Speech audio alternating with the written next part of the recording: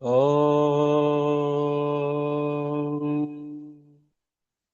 ఓం ఓం గురు బ్రహ్మ గురు విష్ణు గురు దేవో మహేశ్వర గురు సాక్షాత్ పరబ్రహ్మ తస్మై శ్రీ గురువే నమః అఖండమండలాకారం వ్యాప్తం येन చరాచరం యత్పదం దర్శితం येन తస్మై శ్రీ గురువే నమః ఆయాతు వరదా దేవి త్రక్షరే బ్రహ్మవాదిని గాయత్రీం ఛందసా మాతా బ్రహ్మయోని నమోస్తుతే ఓం భూర్భువః స్వః తత్సవితుర్వరేణ్యం భర్గో దేవస్య ధీమహి ధియో యో న ప్రచోదయాత్ ఓం శ్రీ శ్రీరామకృష్ణ సమర్థ సద్గురుదేవాయ నమః ఓం శ్రీ మాత్రే నమః. మనము లలితా సహస్రనామం యొక్క ఆల్మోస్ట్ 70% కంప్లీట్ చేసాము. 76%, ఇంకా 24% ఉన్నది.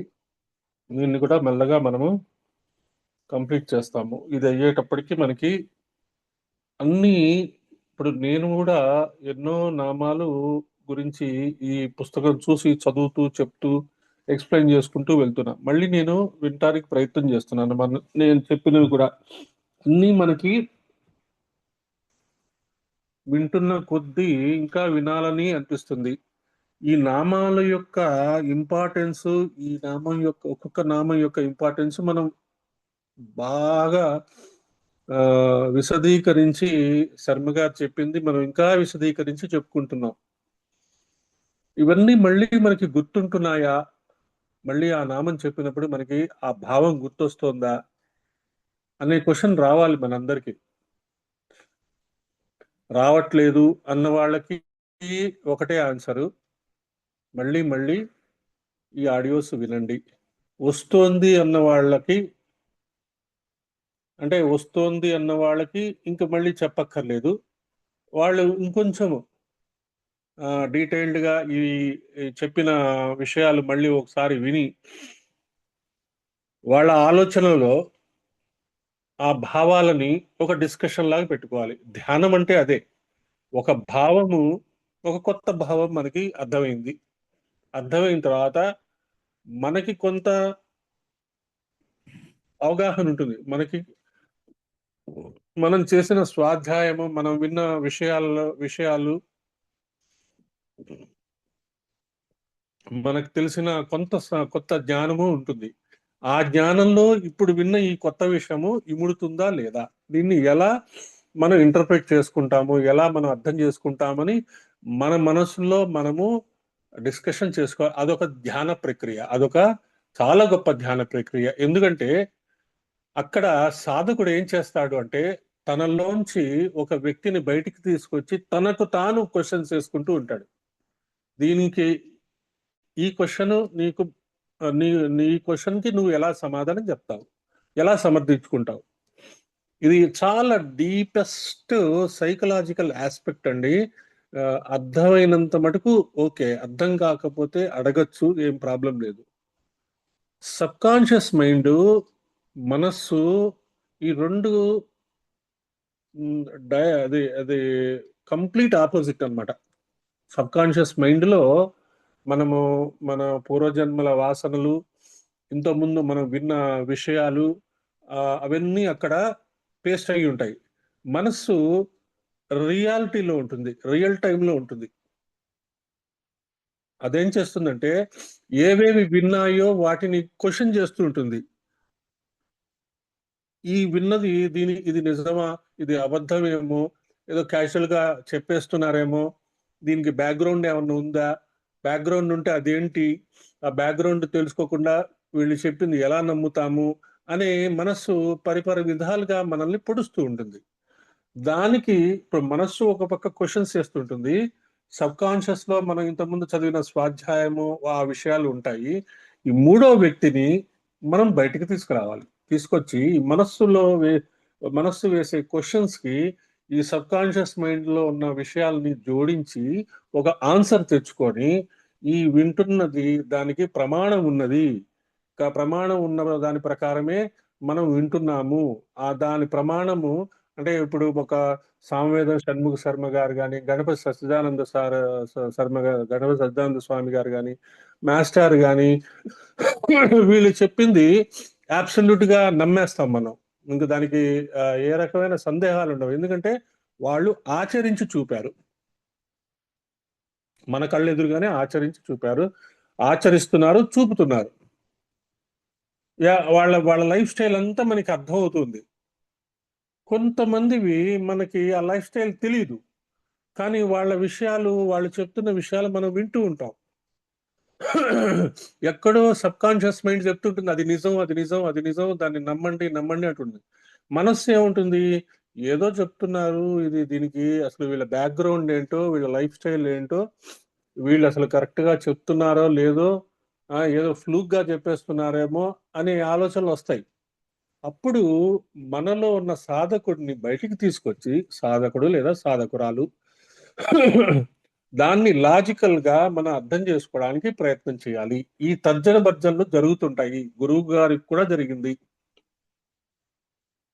రెండు మనసుల మల్ల యుద్ధం అంటాడు ఆయన. రెండు మనసుల మల్ల యుద్ధం. ఒక మనస్సేమో హిమాలయాలకి వెళ్ళు వెళ్ళు వెళ్ళు అంటూ ఉంటుంది. ఇంకొక మనస్సేమో హిమాలయాల్లో ఏముంది, అక్కడికి వెళ్ళి నువ్వు తెలుసుకునేది ఏముంది అంటుంది. ఆ మొదటి మనస్సు ఎవరి ద్వారా ప్రేరేపింపబడింది? వాళ్ళ గురువు ద్వారా. ఈ రెండో మనస్సు ఈయన స్వయాన ఉన్న మనస్సు. ఈ మనస్సు ఏముంటుంది, ఆ మనస్సు చెప్పినది వినవాకు, అదంతా నీ ఆ హెలూసినేషన్ ఏమో, నీ భ్రమేమో, ఆయన కనపడటం ఏంటి, హిమాలయాలు ఆయన కనపడటం ఏంటి, నీకు కనపడటం ఏంటి, అలాంటి ఆలోచనలు వస్తాయి. అది రెండు మనసుల మల్ల యుద్ధం. మనము కూడా దానికి లోనవుతున్నాము. భగవద్గీత చదువుతున్నాము, భగవద్గీత చదివాము. కృష్ణుడు 700 శ్లోకాలు యుద్ధాన్ని ఆపి చెప్పాడా అనే ఆలోచన వస్తుంది. ఆలోచన వచ్చినప్పుడు దానికి కరెక్ట్ గా మనము ఎలా సబ్స్టాన్షియేట్ చేసుకుంటాము? మనము మొత్తము అక్కడ టైము స్పేసు కాన్స్టెంట్ జీరో చేసేస్తాడు. మిగతా వాళ్ళందరూ, అంటే మనం స్టాచ్యూ అంటాం చూసారా, చిన్నపిల్లలకి ఆగిపోతారు. అట్లా వాళ్ళందరినీ బియాండ్ టైంలోకి తీసుకెళ్ళి ఒక లిప్త కాలంలో వీళ్ళిద్దరి మధ్య కాన్వర్జేషన్ జరుగుతుంది. చూసే వాళ్ళకి అసలు వీళ్ళిద్దరి మధ్య కాన్వర్జేషన్ జరిగినట్టుండదు. కానీ 700 శ్లోకాలు ఈ డిస్కషన్ కనీసము ఒక 2-3 రోజులు పట్టుంటుందేమో అనుకుంటున్నాను నేను. లేదా ఒక అట్లీస్ట్ 24 అవర్స్, ఏదో ఒక 12 అవర్స్ పట్టుంటుందేమో. ఈ 12 అవర్స్ వాళ్ళందరూ ఆగి ఉన్నారా? వీళ్ళిద్దరు మాట్లాడుకుంటుంటే వాళ్ళు ఏం చేస్తున్నారు? ఇలాంటి క్వశ్చన్లు వస్తాయి, రావాలి.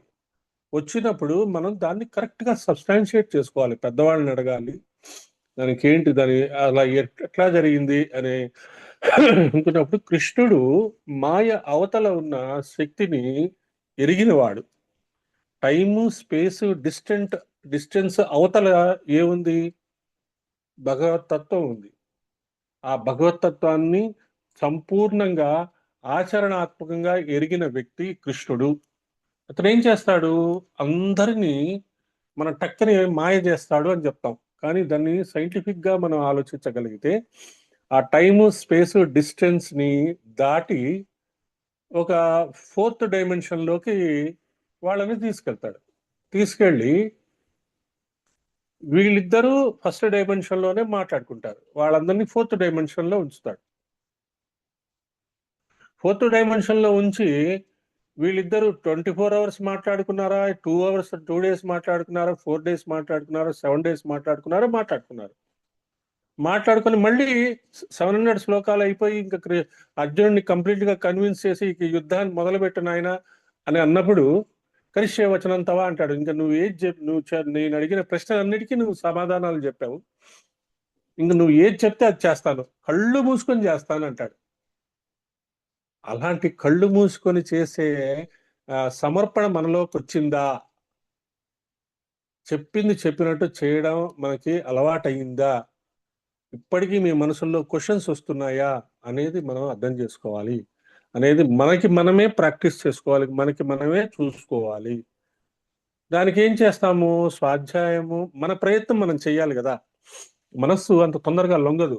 సంపూర్ణ సమర్పణ అంటే పోవాయి, సంపూర్ణ సమర్పణ లేదు, ఏం లేదు, హాయిగా తిందాం, పడుకుందాం, రిలాక్స్ అవుదాం అంటుంటుంది మనస్సు. ఖచ్చితంగా అంటుంది, అందరికీ అంటుంది, నాకు కూడా అంటుంది, నా మనసు కూడా అంటుంది. కానీ మనకి పరమ గురువులు మన కోసం టైం ఎంతో వెచ్చిచ్చారు. దాన్ని అంటే నేను ఎలా చేస్తానో చెప్పుకుంటాను, మీరు కూడా అలాగే చేస్తారు. అదొక ఎగ్జాంపుల్ లాగా మనం డిస్కస్ చేసుకుంటాం.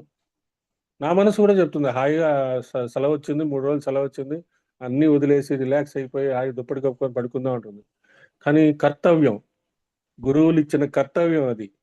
నీ జీవితము నాది, నీ జీవితాన్ని నా జీవితంగా వాడుకో. నీ జీవితము నీ కోసం వాడుకోవద్దు, ఇతరుల కోసం నువ్వు చేయగలిగినంత చెయ్యి, నీకు అవకాశం వచ్చినంత, అవకాశం ఇచ్చినంత చెయ్యి అని రెండో మనసు చెప్తుంటుంది. చెప్పినప్పుడు ఏం చేస్తాను, మొదటి మనసుని కుమ్మేస్తా. పక్కకు పో అంటాను. పక్కకు పో అనేసి నేను దానికి రెడీ అయిపోయి వస్తాను. అలాగే మీరు కూడా అలాగే చేస్తున్నారు. అంటే నా విషయం చెప్తూ మీకు ప్రాక్టికల్గా ఎలా జరుగుతుందో, మనస్సులో తర్జన భర్జనలు ఎలా జరుగుతాయి, మల్ల యుద్ధం ఎలా జరుగుతుంది అనేది మనము తులనాత్మకంగా డిస్కస్ చేసుకుంటూ ఈ విషయాలు చెప్పుకుంటున్నాం.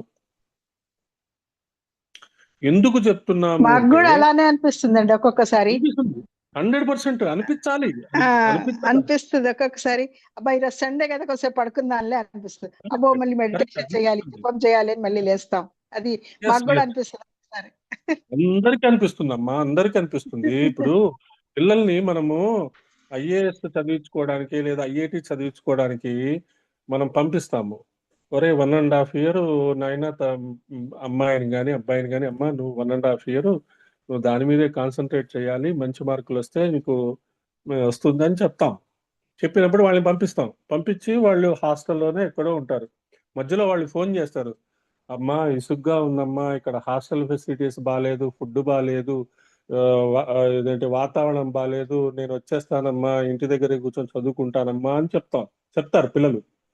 కానీ మనం ఏం చేస్తాం, అప్పుడు వాళ్ళని మెల్లగా అన్వయిస్తాం. అమ్మా నాన్నగారు నేను కష్టపడి నిన్ను చదివిస్తున్నాము నీ మంచి కోసము. ఈ రోజు నువ్వు చేసిన ఈ త్యాగము నీకు జీవితంలో ఫలితం ఇస్తుంది. నువ్వు మంచి పొజిషన్కి వస్తావు, మంచి చదువులు చదివి పాస్ అయ్యి పైకి వచ్చి నీ భర్తని, నీ భార్యని, నీ పిల్లల్ని, మమ్మల్ని చూసుకోగలవు. నీకే తృప్తిగా ఉంటుంది. ఈ రోజు నువ్వు నీ మనసు మాట వింటే నువ్వు పైకి రాలేవు అని చెప్తాం కదా. అలాగే మనం కూడా చెప్పుకోవాలి, తప్పదు. ఇదే మనస్సులో జరిగే నిత్యము యుద్ధం జరుగుతూ ఉంటుంది. ఖచ్చితంగా మనందరికీ అది ఉంటుంది. అలా అనుకున్నప్పుడు తప్పుగా అనుకోవద్దు. దాన్ని ఆ మనస్సు యొక్క క్వాలిటీయే చంచలం. మనస్సు ఒక ఇంద్రియం. ఇప్పుడు ఆకలేస్తుంది, నోట్లో అన్నం తింటాము, ఆకలి అంతే, ఆకలి. అలాగే మనస్సు కూడా చంచలం. దాని యొక్క ఇది చంచలం. ముక్కు ఉంటుంది, వాసన చూపిస్తుంటుంది. దాని దాని దాని వర్కే వాసన చూడటం. చెయ్యి ఉంటుంది, చర్మం ఉంటుంది, స్పర్శ తెలుసుకుంటుంది. దాని యొక్క పని స్పర్శ తెలియటం. అలాగే మనస్సు కూడా చంచలము, దాని యొక్క క్వాలిటీయే చంచలము. దాన్నే అబ్జర్వర్ టెక్నిక్ అంటారు, సాక్షిభూత స్థితి అంటారు. అది మనం అందరం చేస్తున్నాము.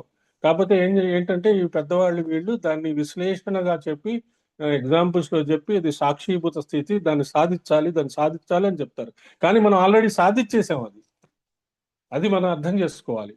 మాస్టారు ఇక్రాల కృష్ణమాచారి గారు వీళ్ళు ఏం చెప్తారు అంటే, మల్టీ ఈ రోజుల్లో మల్టీ టాలెంటెడ్ పర్సన్స్ అందరూ సమాధి స్థితికి తెలిసిన వాళ్ళే అని చెప్తారు.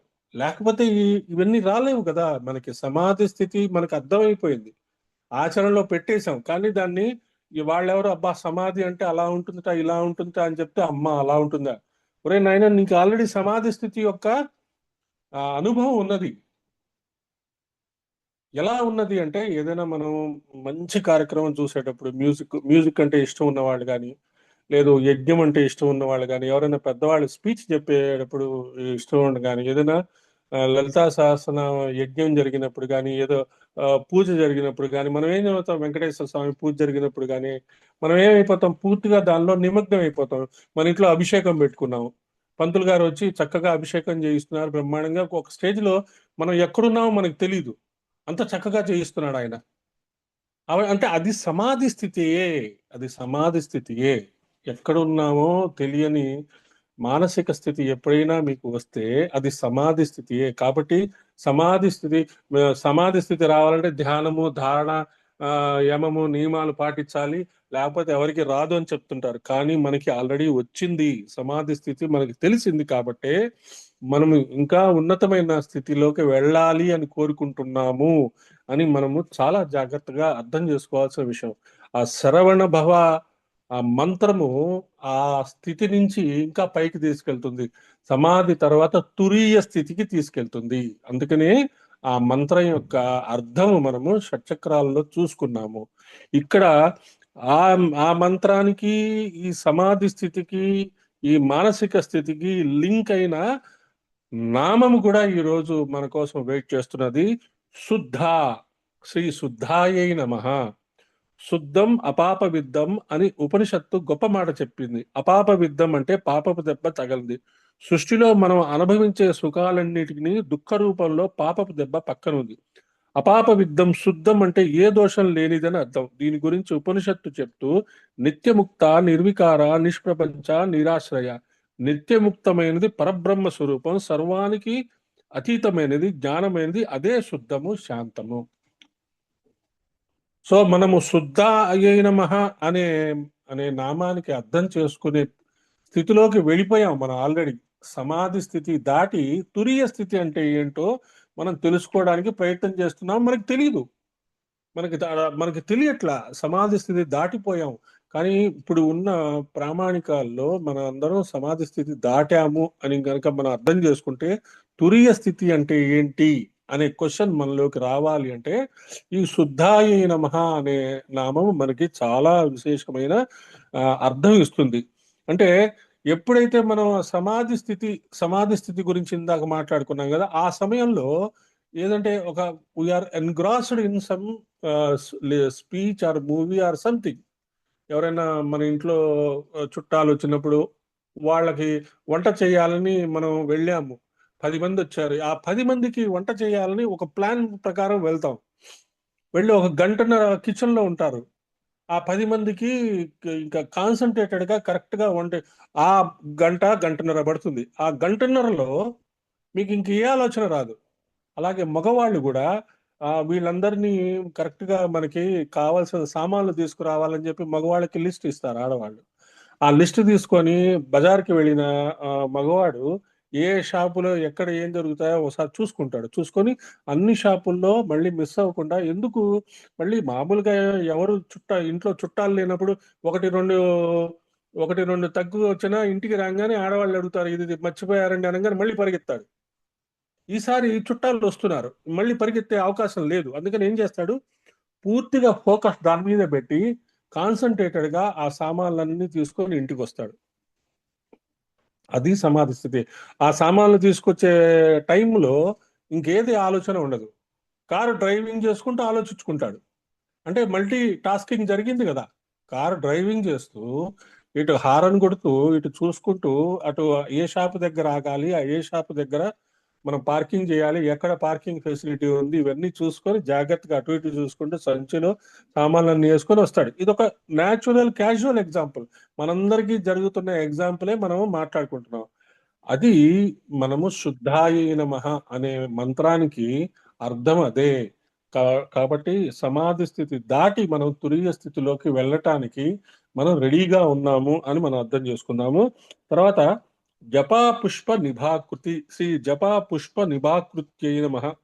ఇంతవరకు శుద్ధమైన తత్వం చెప్పారు. 3 గుణాలతో ముల్లోకాలను నడుపుతున్న తల్లి మనల్ని అనుగ్రహించడం కోసం అత్యద్భుతమైన ఆకారాన్ని ధరించింది. ఆ ఆకారం కూడా శుద్ధమే. శుద్ధ భాగం అమ్మవారిది, శుద్ధం కాని భాగం శరీరానిది. అది గ్రహించుకోవాలి. ప్రకృతిది శుద్ధం కాని భాగం అనాత్మ భాగం, ఆత్మ భాగం చైతన్యం. మన శరీరము చైతన్యము, ప్రకృతి శుద్ధ భాగం.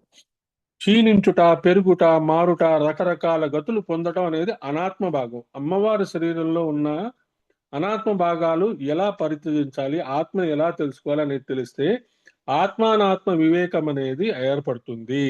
అది మనము మెల్లగా అర్థం చేసుకుంటాము. అమ్మవారు ధరించిన ఆకృతి జీవుల ఉపాధి వంటిది కాదు, ఆనందకరమైన సచ్చిదానందపు ఉపాధి. అమ్మవారి విగ్రహమే అటువంటిది. అమ్మవారి విగ్రహము చూడంగానే మనలాగే ఉంది. అమ్మవారు విష్ణువు విగ్రహం గాని లేదా దత్తాత్రేయుడు విగ్రహం కానీ లేదా కృష్ణుడి విగ్రహం కానీ మనలాగే ఉన్నారే, మన శరీరంలోనే ఉన్నారే, 2 చేతులు ఉన్నాయి, 2 కాళ్ళు ఉన్నాయి, ఒక ముక్కు ఉంది, ఒక నోరు ఉంది అనుకుంటాం. కానీ అందులో ఉన్న చైతన్యం మనలో లేదు. ఆ చైతన్యము చాలా విశేషమైన చైతన్యము. అది కొన్ని జన్మలుగా సృష్టి చేసి ఉన్న చైతన్యం అమ్మవారిలోది. కృష్ణుడిలో కూడా ఈ సోలార్ సిస్టమ్ కే నేను బాస్ని అని చెప్పిన చైతన్యం కృష్ణుడిలోది.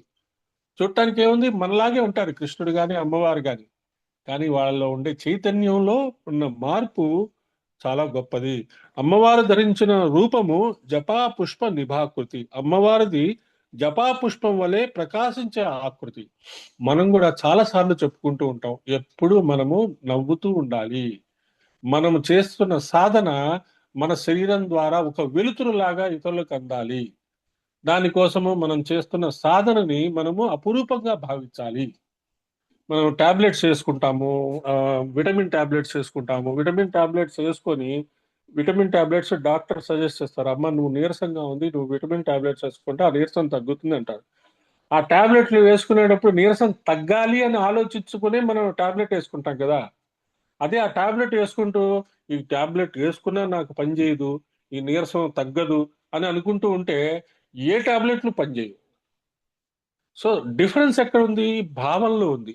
అదే ఇక్కడ చెప్తున్నారు. ఆ భావము, అమ్మవారి యొక్క శరీరంలో ఉండే చైతన్యము అత్యద్భుతమైన చైతన్యము. ఆ చైతన్యంలో 1% మనలో కూడా ఉన్నది. ఆ చైతన్యం మనలో దిగాలంటే మనం అర్హత పెంచుకోవాలి. అర్హత పెంచుకుంటే అమ్మవారి చైతన్యం మనలోకి కూడా వస్తుంది అనేది మనం బాగా అర్థం చేసుకుంటే ఆటోమేటిక్ గా మనకి అమ్మవారికి ఆ పర్సనల్ లింక్ ఏర్పడుతుంది. పుష్ప అనే శబ్దానికి అర్థం పుష్పం వికాస ఆర్తవే దరదస్య విమానే చ కుసుమే నేత్ర రుజ్జపి. పుష్పం అనగానే వికసించుట అని అర్థం. మనలో చెప్తున్నాం కదా, షట్చక్రాల్లో కమలే కమలాలయే ప్రసీద ప్రసీద. ఆ కమలాలు అలా వికసిస్తూ ఉండాలి. వికసించడానికే మనం చేసే సాధనలు. శరవణ భవ అన్నా, ఓంకారం అన్నా, లేదా గాయత్రి మంత్రం చూసినా ఆ షట్చక్రాలలో మనము అవి ఎప్పుడైతే అవి సంపూర్ణంగా వికసిస్తాయో అప్పుడు మనలో ఆత్మ అనే పదార్థం ఒకటి ఉన్నది అనే విషయం మనకు తెలుస్తుంది. దాన్ని సంపూర్ణంగా తెలుసుకోవాలి అనే కోరిక పుడుతుంది. కోరిక పుట్టినప్పుడు ఏం చేస్తాము? చూస్తాం, ఎవర్రా బాబు మనకి బాగా చెప్పేవాళ్ళు, ఈ గైడ్ చేసేవాళ్ళని చూస్తాం. దొరుకుతాడు, గురువు దొరుకుతాడు. వెంటనే కాళ్ళు పట్టేసుకుంటాం. అమ్మా నువ్వు ఏమైనా చెయ్యి నాయనా, నువ్వేమైనా చెయ్యి, నాకు ఈ ఆత్మ సాక్షాత్కారం అనేది జరగాలి. నీ పనులు నేను చెయ్యాలి. ఆత్మ సాక్షాత్కారము కావాలి అని నేను ప్రయాణిస్తున్నాను. ప్రయాణించే దారిలో నీ పనులు కూడా చేస్తాను. నీ పనులు చేస్తూ నేను ఆత్మ సాక్షాత్కారం వైపు వెళ్తాను. ఉమ్, కాబట్టి నువ్వు నాకు మార్గదర్శనం చెయ్యాలి అని గురువు కాళ్ళు పట్టేసుకుంటాము. అటువంటి ఆ, అటువంటి ఆలోచనలు మనలో వికసిస్తాయి. అమ్మవారి యొక్క దయ వల్ల వికసించి మనము అటువైపు ఖచ్చితంగా ప్రయాణం చేస్తాను. ప్రయాణం చేసి శుద్ధమైన తత్వాన్ని పొందుతాము. అది శుద్ధాయన. అదే జపా పుష్ప నిభాకృత్యై నమః. శుద్ధమైన తత్వాన్ని పొందాలంటే మొట్టమొదటి మనకు కావాల్సింది జపము. జపతో నాస్తి పాతకం. జ్ఞానం అర్థం కావాలన్నా, భక్తి కలగాలన్నా ముందు శుద్ధత కావాలి. అందుకనే జపం చేయండి చేయండి చేయండి అని చెప్పినప్పుడు ఫస్ట్ అండ్ ఫార్మోస్ట్ థింగ్ ఏం చేస్తుంది? జపము మనల్ని శుద్ధి చేస్తుంది. ఎక్కడో మారుమూల ఉన్న చిన్న చిన్న కర్మలన్నీ క్లీన్ చేసుకుంటూ వస్తుంది. అందుకనే లక్షలు లక్షలు చేయండి, లక్షలు లక్షలు చేయండి, లక్షలు లక్షలు చేయండి అని మొత్తుకునేది అదే. ఏదో ఒక లక్ష్యం లాగా తీసుకొని మనం దాన్ని చేసుకుంటూ ఉంటూ ఉంటే మనలో ఉన్న ఆ అశుద్ధము, పాపాలు, అవన్నీ కర్మలు, ఇంతకుముందు తెలియకుండా చేసిన కర్మలు. నేను ఇంతకుముందు కూడా చెప్పాను, మనం పాపాలు ఏమీ చేయలేదు, తప్పులు మాత్రమే చేశాము. ఎప్పుడైనా నేను పాపము పుణ్యము అనేది నాకు అసలు కరెక్ట్, నాకు నా అనుభూతి ప్రకారం చెప్తున్నా, పాపము పుణ్యము అనేది లేనే లేదు. మంచి పనులు, చెడు పనులు, ఇతరులకి ఇబ్బంది కలిగించే ఏ పనైనా పాపమే. ఇతరులకి ఆ, ఇతరులు లేదా నిన్ను నువ్వు సంస్కరించుకోవడానికి ఏ పని చేసినా అది పుణ్యమే. ఇతరులకి సహాయం చేయటానికి నువ్వు ఏ పని చేసినా అది పుణ్యమే. ఏదైనా సరే నువ్వు చేసిన ఒక యాక్ట్ వల్ల, నీ మాట వల్ల, నువ్వు చేసిన హెల్ప్ వల్ల ఇతరులు ఆనందం పొందారు. అది ఎటువంటిదైనా సరే, వాడు కష్టాల్లో ఉన్నప్పుడు వాడు దొంగతనం చేసి ఆ దొంగకి మనం సహాయం చేశాం అనుకుందాం ఫర్ ఎగ్జాంపుల్, వాడు ఏం చేస్తాడు, దాన్ని మళ్ళీ తప్పుడు మార్గంలో ఉపయోగిస్తాడు.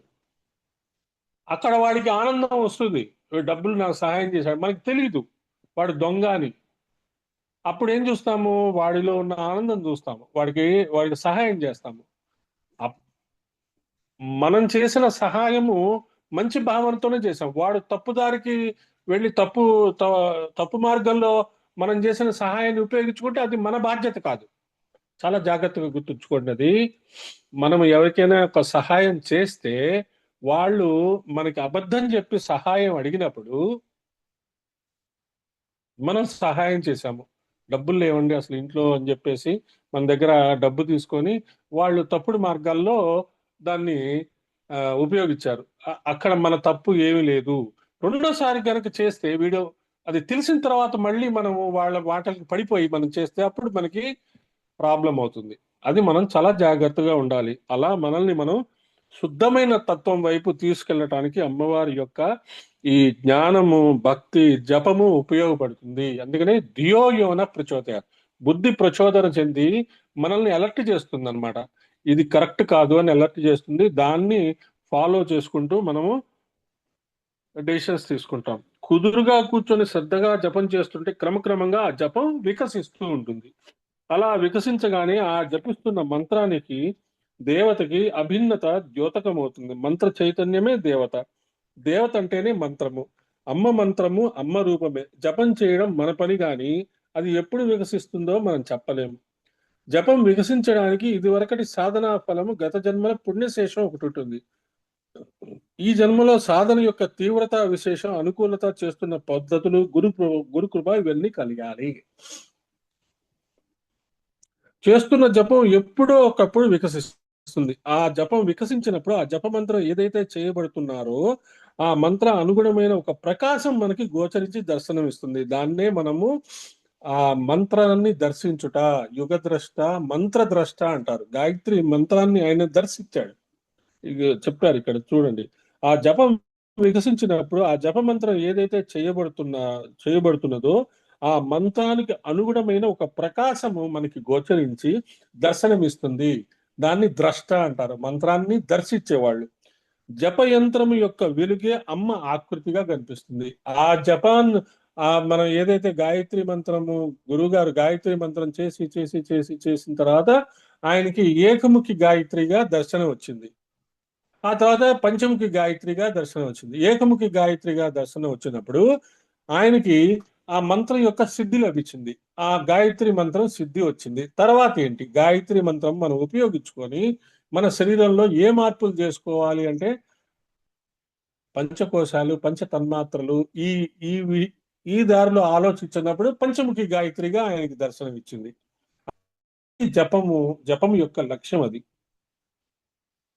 నా జీవాధార, నా చూపు ప్రకాశమా, నా నాసిక పరిమళమా, నాదు జపవర్ణ రూపమా, నా పూజా ఫలమా, నా జీవాధార అని త్యాగయ్య బిలహరి రాగంలో కీర్తించారు.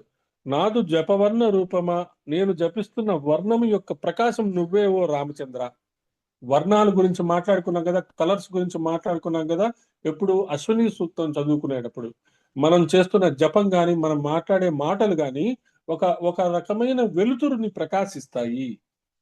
ఆ వెలుతురు అవతల వాళ్ళకి అంది దాంట్లో వాళ్ళు నిజాన్ని గమనించుకుంటారు అనేది మనం అర్థం చేసుకోవాల్సిన విషయం.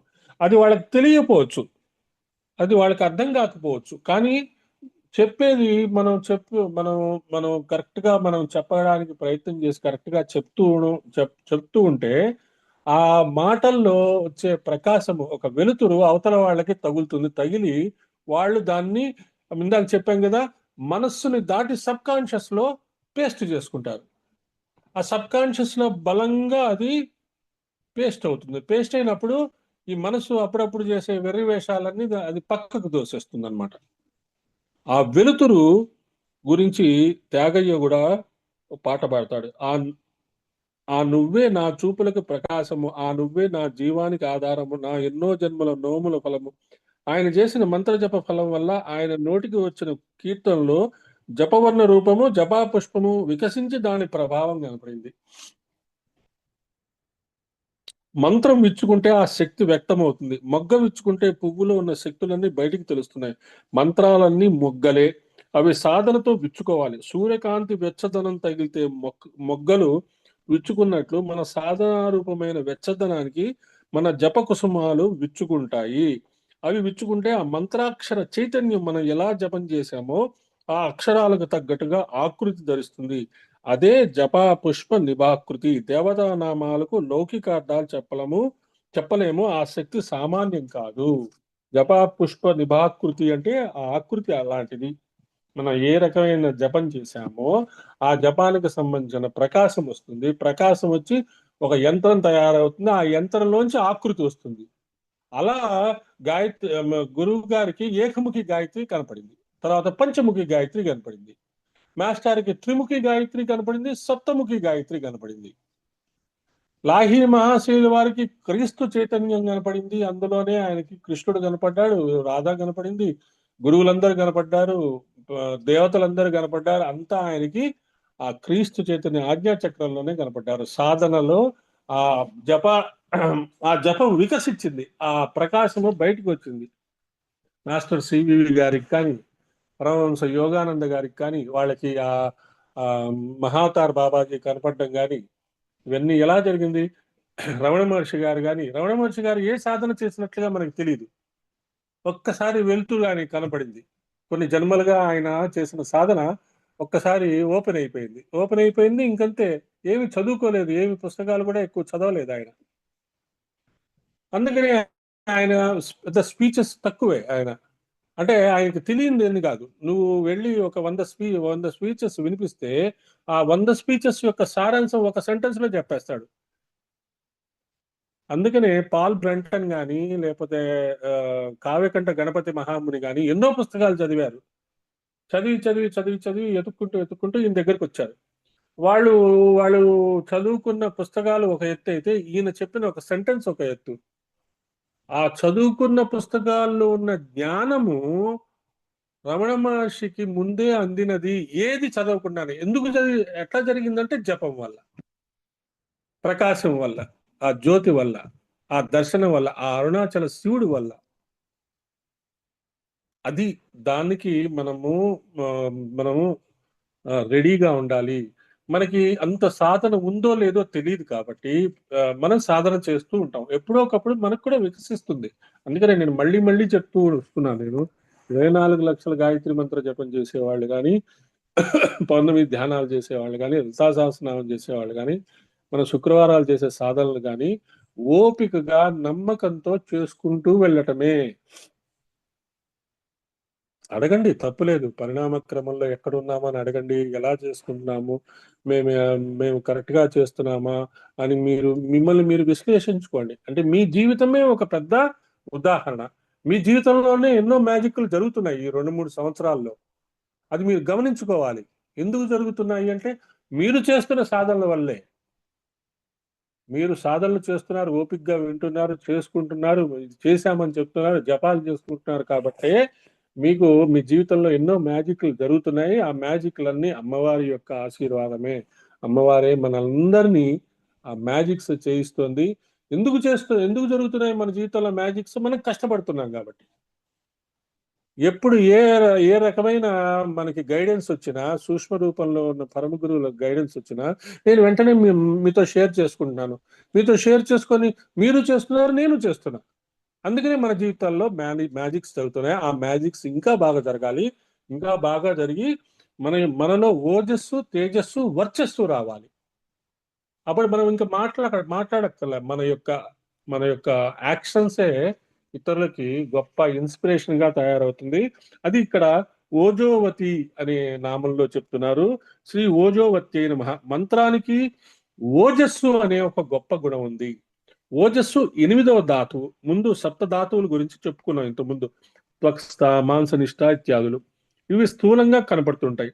వ్యక్తి యందు సర్వేంద్రియాల్ని కలిపి పట్టుకొని శక్తికి ఒక ఓజస్సు అని పేరు. అది ఏ ఇంద్రియ బలం దానిదే. వాటిని కలుపుకొని శరీరాన్ని పట్టగలిగే పటుత్వాన్ని ఓజస్సు ఉంటారు. ఈ ఓజస్సు ఉంటేనే శరీరానికి సహస్సు అంటే భరించుట, నడుపుట. ఇలా మొత్తము కలిపి పట్టగలిగే శక్తి చేతనే నిర్వహింపబడుతుంది ఈ శరీరం. ఓజస్సు, సహస్సు అనేవి రెండు శక్తులు. అవి మనలో ఈశ్వరుడు ప్రవేశింపజేసిన చిచ్చక్తి యొక్క రూపాలు. ఈశ్వరుడు మనలోకి ఒక కొత్త ఆస్పెక్ట్ ఇచ్చాడు. ఏంటది? అందరికీ తెలిసింది, కామన్ గా తెలిసింది ప్రాణశక్తి. మనందరూ చాలా మంది చెప్తుంటారు, మాస్టర్ కూడా చెప్తుంటారు, ఆక్సిజన్ శరీరం వదిలేసిన వాళ్ళకి ఆక్సిజన్ పెడితే బతకడు. అదే మనలో ఉన్న ప్రాణశక్తి పోతే మనం శరీరం వదిలేస్తాం. ఆక్సిజనే ప్రాణశక్తి అని డాక్టర్లు చెప్తుంటారు. మరి చచ్చిపోయిన వాడికి నువ్వు ఆక్సిజన్ పెడితే ఎందుకు బతకట్లా? అంటే there is something beyond oxygen. That is what we call prana. ఆ ప్రాణశక్తియే మనము నిత్యము ఉచ్ఛ్వాస నిశ్వాసం ద్వారా మనలోకి వెళ్తుంది. ఇంత మటుకు అందరికీ క్లారిటీ ఉంది కదా. ఇప్పుడు ఏంటి, సహస్సు ఓజస్సు గురించి చెప్తున్నారు. ఈ రెండింటిని కూడా మనలో పెట్టారట ఈశ్వరుడు. మనలో మన మన సృష్టికర్తలు, మన భగవంతుడు మనలో ఉంచాడు. దాన్ని రీవైటలైజ్ చేసుకోవాలి. దాన్ని ఆ, దాన్ని తిరిగి యాక్టివేట్ చేయాలి. అది నిద్రాణమై ఉన్నది. ఆ నిద్రాణమై ఉన్న శక్తిని లేపాలి. కుండలిని ఎలాగైతే మనం నిద్రాణం చేసుకున్నామో, ఆ నిద్రపోతుందో ఆ నిద్రపోతున్న కుండలిని లేపాలి. నిద్రపోతున్న కుండలిని లేపాలి అనగానే మేము భయపడిపోతాం. అమ్మో ఏమైపోతుంది, పిచ్చెక్కుతుంది, అలా ఎగురాల్సి వస్తుంది, ఇలా ఎగరాల్సి వస్తుంది. ఏమీ కాదు. మనం దానికి సరిపడా మంత్ర జపం చేస్తూనే ఉన్నాము. ధియో యోన ప్రచోదయ జరుగుతూనే ఉంది గాయత్రి మంత్రం. ఎందుకంటే గాయత్రి మంత్రం ఎన్ని లక్షల సార్లు మనం చేసుకున్నామో, ఎన్ని వేల సార్లు విన్నామో మనకే తెలియదు, లెక్కే తెలియదు. కాబట్టి అది మనల్ని బ్యాలెన్స్డ్ గా ఉంచుతుంది, ఖచ్చితంగా ఉంచుతుంది. ఈ ఓజస్సు, తేజస్సు, వర్చస్సు అని గురించి మాట్లాడుకుంటా. ముందు ఓజస్సు గురించి ఇక్కడ చెప్తున్నారు. ఆ ఓజస్సు, సహస్సు గురించి వీరు చెప్తున్నారు. సహస్సు అంటే సహించుట, అంటే ఓర్పు. ఓర్పు ఉంది కదా మనకి. ఓర్పు ఉంది కాబట్టే ఇప్పుడు ఈ స్టేజ్కి వరకు వచ్చాము. ఎన్నో కష్టాలు పడి, ఎన్నో ఉద్యోగాలు చేసి, అక్కడికి వెళ్ళి ఇక్కడికి వెళ్ళి ట్రాన్స్ఫర్స్ అని అవని పిల్లల కోసం అని త్యాగాలు చేసి, ఇప్పుడు పర్వాలే, పిల్లలు సెటిల్ అయ్యారు, అంతా ఓకే, మనము ఆధ్యాత్మికత వైపు తిరిగాం. కాబట్టి మనకి సాహసం ఉంది. ఇక కావాల్సింది ఏంటి? ఓజస్సు. ఓజస్సు ఎలా వస్తుంది అంటే జపము, తపము, స్వాధ్యాయము, సత్సంగము, యజ్ఞము. ఎలాగైతే మన శరీరాన్ని ఓజస్సు, సహస్సులతో పరమాత్మ నడుపుతున్నాడో, అదే విధంగా ప్రపంచాన్ని కూడా ఓజస్సు, సహస్సు శక్తులతో పరమాత్మ నడుపుతున్నాడు. సంధ్యాకాలంలో గాయత్రి ఆవాహంలో ఓజోసి సహోసి బలమసి భ్రాజోసి దేవానా ధామానామసి అని అంటారు. అమ్మా నువ్వే ఓజస్సువు, అమ్మా నువ్వే సహస్సువు. ఈ రెండిటితో నా శరీరంలో తయారయ్యే బలమే నువ్వు.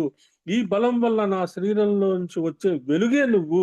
నాకే కాదు, సర్వ దేవతలకు కూడా ప్రకాశాన్ని ఇచ్చే దానవు నువ్వే తల్లి.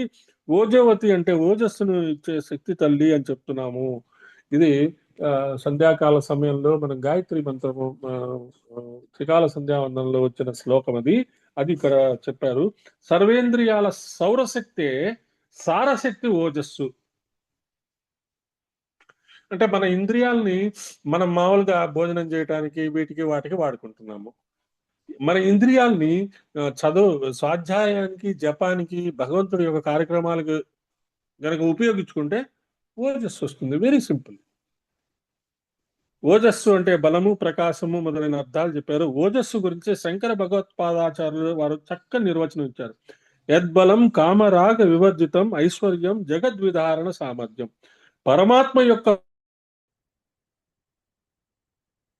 కాబట్టి పరమాత్మ యొక్క బలాన్నే ఓజస్సు అని అనాలి అని చెప్పారు. భగవద్గీతలో కూడా పరమాత్మ చెప్పాడు, గామా విశ్వచ భూతాని ధారయామ్యహం ఓజస.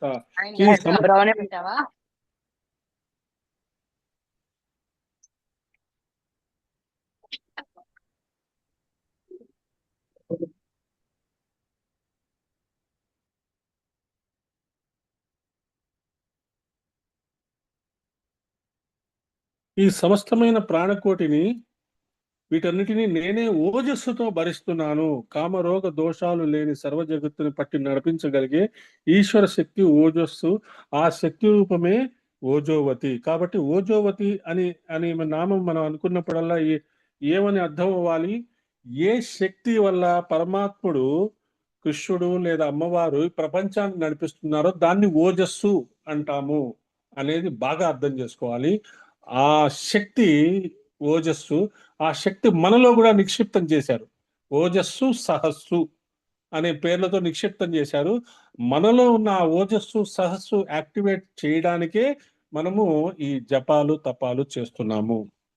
తర్వాత ద్యుతిధర, శ్రీ ద్యుతిధర అయిన ద్యుతి అంటే ప్రకాశం. ఇదంతా మనకి ప్రకాశం గురించి చెప్తున్నారు. గత 2-3 క్లాసుల్లో మనం అదే డిస్కస్ చేసుకుంటున్నాం. మనలో నుంచి వచ్చే ఆ వెలుతురు గురించి మాట్లాడుకుంటున్నాం. ఓజస్సు సప్త ధాతువులను చక్కగా నిర్వహింపజేస్తూ శరీరానికి ద్యుతి ఇస్తుంది. సప్త ధాతువులకు మూల ధాతువు ఓజోవతి. దా దానివల్ల సప్త ధాతువులు నిర్వహించబడే వచ్చేది ద్యుతి. ద్యుతి అంటే ద్యుతిం అంగగణాం కాంతిం అన్నారు. ద్యుతి శరీరానికి సంబంధించిన వెలుగు. ఓజస్సు దేవి స్వరూపము. ద్యుతిని ఆమె ధరిస్తున్నది. ఆ ఓజస్సు శక్తి చేతనే మనలో ద్యుతిని ఇస్తున్నది. ఇక్కడ సప్తధాతువులు తర్వాత ఓజస్సు అంటున్నారు కదా, ఒకసారి మనం సప్తధాతువులు అంటే ఏంటో మళ్ళీ ఒక్కసారి మనము గుర్తు చేసుకుందాం.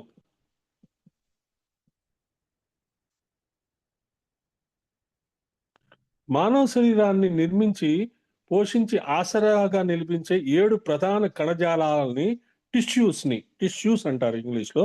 సప్త ధాతువులు అంటారు. అది రసము లేదా ప్లాస్మా, రక్తము అంటే బ్లడ్, మాంసము అంటే కండరాలు, మేధ అంటే కొవ్వు, అస్థి అంటే ఎముకలు, మజ్జ అంటే మూలుగా, 7 శుక్రజీవ కణాలు.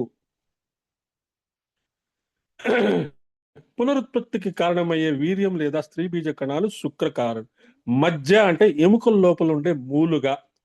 ఎముకల లోపల కూడా ఒక ఒక లిక్విడ్ స్టేట్ లో ఉండే ఒక ఒక మాంసం లాంటిది ఉంటుంది. అది ఎముకని గట్టిగా పట్టి ఉంచుతుంది.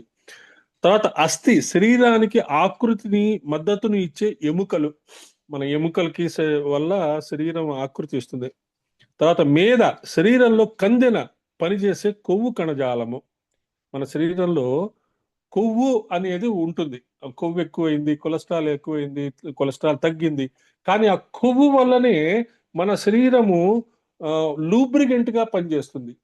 శరీరంలో మనకి మనకి బాగా మనకి తెలిసింది ఏంటి? ఆ ఎముకలు, రక్తము, నీరు అవి ఉంటాయని మనకు తెలుసు. కానీ ఈ వీటితో పాటు రసము, మాంసము, మేధ, అస్థి, మజ్జ, శుక్ర ఇవి కూడా ఉంటాయని మనం అర్థం చేసుకోవాలి. సప్త ధాతువులు మళ్ళీ ఒకసారి మనం గుర్తు చేసుకుంటాం. సరే, రక్తము మనకి బాగా తెలిసిన విషయమే. ఈ రక్తం ఏం చేస్తుంది? జీవరసం నుండి ఏర్పడి శరీరానికి ఆక్సిజన్ పోషణ ఇస్తుంది. ఫస్ట్ది సప్తధాతువులు రసము, ఆహార రసము. ఇది శరీర కణాలను పోషిస్తుంది. మనం తీసుకునే ఆహారం వల్ల రసము తయారయ్యి మన శరీరంలో ఉండే సెల్స్ కణాలని పోషణ చేస్తుంది. తర్వాత ఇది రక్తముగా మారి మన శరీరానికి ఆక్సిజన్ పోషణ ఇస్తుంది. ఆ తర్వాత ఇది మాంసముగా మారి శరీరానికి బలము, ఆకారాన్ని ఇస్తుంది. ఇచ్చి మజిల్స్ లాగా తయారవుతుంది. మజిల్స్ అంటాం కదా, అంటే చర్మానికి బోన్స్ కి ఉండే మధ్యలో ఉండే భాగాన్ని మజిల్స్ అంటాం, మాంసము అంటాం. ఇక కొవ్వు ఏం చేస్తుంది అంటే, మనం ఇదంతా మనం శరీర నిర్మాణ శాస్త్రం బాగా తెలుసుకోవాలి, అర్థం చేసుకోవాలి. ఈ కొవ్వు ఏం చేస్తుందట? శరీరంలో కందెన మీద శరీరంలో కందెనగా పనిచేసే కొవ్వు కణజాలము. కందెన అంటే ఏంటి? మనము ఏదైనా తుప్పు పట్టిపోతే వాటికి ఏం చేస్తారు అంటే లూబ్రికెంట్ వేస్తారు దాన్ని, అది స్మూత్ గా వెళ్ళడానికి. అంటే మనం గేట్లు వాటిట్లో ఎప్పుడైనా తుప్పు పట్టి సరిగ్గా పడకపోతే ఏం చేస్తాం? నూనె పూస్తాం. నూనె పూస్తే ఏమవుతుంది? అది స్మూత్ అయిపోయి గేట్ కరెక్ట్ గా పడుతుంది. అది అర్థమైంది కదా అందరికీ? కందెన యొక్క పని. అలాగే మన శరీరంలో కొవ్వు ఆ పని చేస్తుంది. రక్తానికి, ఎముకలకి, చర్మానికి ఆ ఒక మధ్యలో ఒక లూబ్రికెంట్ గా పనిచేస్తుంది కొలెస్ట్రాల్. అంతేగాని ఎక్కువ కొలెస్ట్రాల్ వచ్చింది, తక్కువ కొలెస్ట్రాల్ వచ్చింది, డాక్టర్లే కన్ఫ్యూజ్ అయిపోతున్నారు. కొన్ని రోజులు ఏమంటారు హై కొలెస్ట్రాల్ మంచిది అంటారు, కొన్ని రోజులు లో కొలెస్ట్రాల్ మంచిది అంటారు. ఈ తలకాయ నొప్పిల్లో మనం పడకుండా మనం ఏం చేస్తాం, మన శరీరానికి తగిన వ్యాయామం ఇస్తే చాలు. ఇంకా అన్ని అదే చూసుకుంటుంది. అది సెల్ఫ్ మేడ్ మెకానిజం మన శరీరం. అసలు అత్యద్భుతమైన శరీరం మనకున్న శరీరము. నిజంగా ఇలా తయారు చేసి మనకి ఇచ్చారు. మనం చాలా చాలా చాలా అదృష్టవంతులం. హార్ట్ పని చేయకపోతే పేస్ మేకర్ అని పెడతారు. పేస్ మేకర్ పెడితే రోజుకి కనీసము 50,000 60,000 జరుగుతుంది. అంటే టుడే నువ్వు పేస్ మేకర్ లేకుండా నీ హార్ట్ నిన్ను సరిగ్గా నియంత్రించుకుంటావు అంటే you are saving 50,000 per day. అంత కాస్ట్లీ నీ హార్ట్ ట్రాన్స్ప్లాంటేషన్ అంటే కొన్ని లక్షల రూపాయలు ఖర్చు అవుతుంది. అంటే your heart is invaluable, your lungs are invaluable, your liver is invaluable. నీ బ్రెయిన్ కానీ, నీ నాలుక కానీ, నీ పళ్ళు కూడా అసలు ఎంత ఎంత అద్భుతంగా తయారు చేశారో మీరు తెలుసుకుంటే. ఒక పన్ను మనకి ఇరిగిపోయి, ఒక పన్ను గనక ఎప్పుడైనా విరిగిపోయినప్పుడు దాన్ని ఎక్కడైనా పెట్టండి, అది 100 సంవత్సరాలు, 200 సంవత్సరాలు, 300 సంవత్సరాలు కూడా ఆ పన్ను మట్టిలో కలవదు.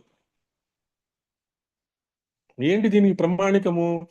కొన్ని వేల సంవత్సరాల కిందట ఉన్న కపాలాలు, ఎముకలు దొరుకుతుంటాయి వీళ్ళకి, ఆర్కియాలజీ వాళ్ళకి ఎముకలు మనకి తెలుసు. ఎముకలతో పాటు పళ్ళు కూడా చెడిపోవు. అంటే ఆ పన్ను అంత అద్భుతంగా తయారు చేశారు. మన పంటిని మనము దుర్వినియోగం చేసుకోకుండా ఆ పళ్ళని జాగ్రత్తగా ఉపయోగించుకోవాలి. ఆ పన్ను ఏ ఏ పదార్థంతో తయారు చేశారో అది నాశనం కాదు ఎప్పుడు. అంత గొప్ప విషయం అది. దానికి మళ్ళీ మనం దాన్ని దుర్వినియోగపరచకుండా అటువంటి అద్భుతమైన శరీరము. సో మన శరీరంలో ఈ 7 ధాతువులు అలా పనిచేస్తాయి. తర్వాత అస్థి, శరీరానికి ఆకృతిని మద్దతు ఇచ్చే ఎముకలని అస్థి అంటారు. మధ్య, ఎముక లోపల ఉండే మూలుగా, అది నరాలు కణజాలాలని పోషిస్తుంది.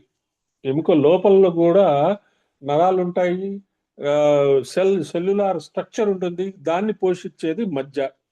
ఇక శుక్ర, పునరుత్పత్తికి కారణమయ్యే వీర్యము లేదా స్త్రీకి బీజకరణాలు. అది శుక్రం గురించి మనకు తెలుసు. ఈ 7 ధాతువులు ఎందుకున్నాయి అంటే ఓజస్సు వల్ల ఉన్నాయి. ఈ 7 ధాతువుల్ని మనం సరిగ్గా ఉపయోగించుకుంటే, అంటే 7 ధాతువులకి లింకప్ ఏంటి?